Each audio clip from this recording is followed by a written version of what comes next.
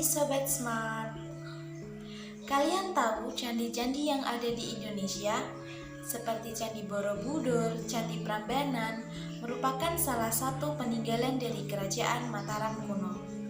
Berhubungan dengan Kerajaan Mataram kuno, di video kali ini saya akan menjelaskan tentang latar belakang berdirinya Kerajaan Mataram kuno, kondisi ekonomi, politik, dan sosial dari Kerajaan Mataram kuno, peninggalan-peninggalan dari Kerajaan Mataram kuno,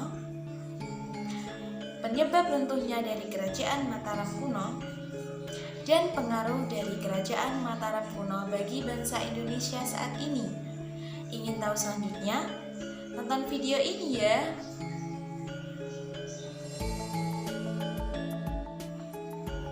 Latar belakang terbentuknya Kerajaan Mataram kuno. Kerajaan Mataram kuno atau yang biasa dikenal dengan nama Bumi Mataram merupakan salah satu kerajaan yang berdiri pada abad ke-8 Masehi sampai dengan 11 Masehi. Terletak di daerah Jawa Tengah. Awal mula terbentuknya Kerajaan Mataram kuno ini diterangkan dalam cerita Parahyangan yang pada masa pemerintahan Raja Sanga, kerajaan telah diserang oleh Kerajaan Galuh di Jawa Barat.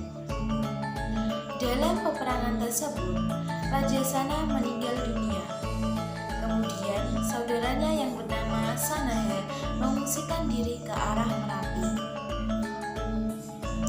Selang beberapa waktu, Sanjaya, putra dari Raja Sana, berhasil mendirikan sebuah kerajaan yang dikenal dengan nama Kerajaan Mataram kuno, dengan pusat pemerintahan berada di Medan.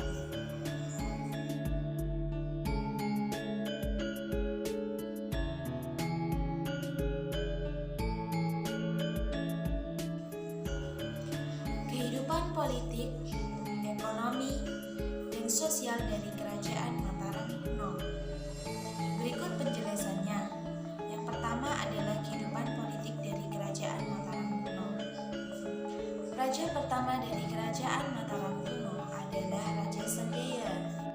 Namun Banu, putra dari Raja Sanjaya, memiliki agama yang berbeda dengan ayahnya. Banu beragama Buddha sehingga Mataram kuno terbagi menjadi dua, yakni dinasti Sanjaya dan dinasti Syailendra. Penganut dinasti Sanjaya beragama Hindu, sedangkan dinasti Syailendra beragama Buddha. Kemudian pada abad ke-9, dinasti Sanjaya dan dinasti Syailendra disatukan dengan menikahkan Pramudawardhani dan Rakai Pikatan, namun tidak disetujui oleh Balaputradewa. Berperanglah antara keduanya, namun Balaputradewa kalah dan melarikan diri ke Sriwijaya.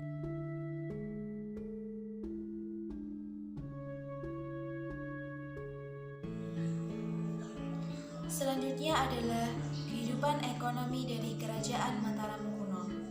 Kerajaan Mataram kuno merupakan negara agraris, tanahnya subur, sehingga cocok dan dimanfaatkan oleh para petani untuk menanam tanaman yang bernilai ekonomis, seperti padi, jagung, rempah-rempah, dan lain-lainnya.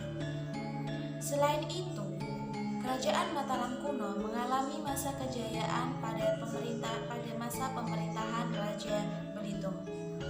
Pada saat itu, Raja Belitung melakukan usaha perdagangan, seperti membebaskan pajak bagi penduduk yang tinggal di sekitar Sungai Bengawan Solo, dengan syarat mereka harus menjamin kelancaran dari lalu lintas Sungai Bengawan Solo, sehingga ekspor dan impor pada masa itu dapat berjalan dengan lancar.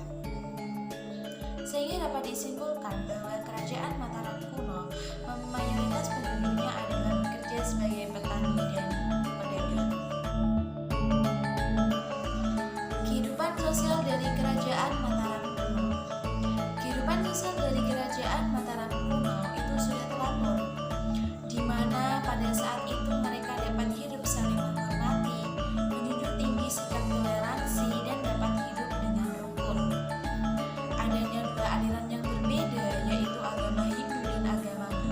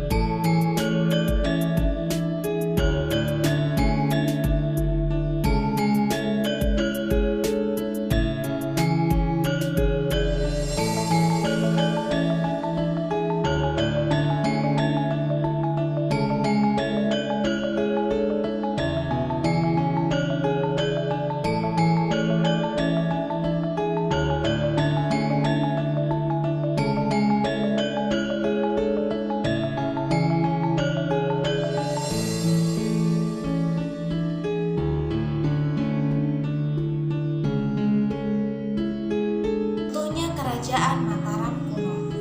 Pada masa pemerintahan Rakai Kayuwangi, Kerajaan Mataram kuno mulai mengalami banyak masalah dan mulai mengalami kemunduran, hingga Kerajaan Mataram kuno mulai runtuh. Adapun sebab-sebab runtuhnya Kerajaan Mataram kuno itu dibagi menjadi dua. Yang pertama adalah faktor intern dan yang kedua adalah faktor ekstern. Faktor intern penyebab runtuhnya Kerajaan Mataram kuno yaitu adalah perpecahan saudara yang terjadi dalam istana secara terus-menerus. Mereka saling memperebutkan kekuasaan. Yang kedua adalah kekosongan kekuasaan, di mana pada saat itu raja terakhir belum memiliki penerus kekuasaan, sehingga kekuasaan kerajaan diberikan kepada penasihatnya yaitu Empu Sindok. Kemudian faktor ekstern penyebab terjadinya runtuhnya Kerajaan Mataram kuno. Yang pertama adalah letusan gunung berapi, karena letak dari Kerajaan Mataram kuno itu berada di sekitar gunung api aktif. Yang kedua adalah serangan dari Kerajaan Sriwijaya. Dan yang ketiga adalah keadaan ekonomi dari Kerajaan Mataram kuno itu sendiri yang terus-menerus mengalami penurunan. Sehingga pada tahun 929 Masehi, Kerajaan Mataram kuno dipindah ke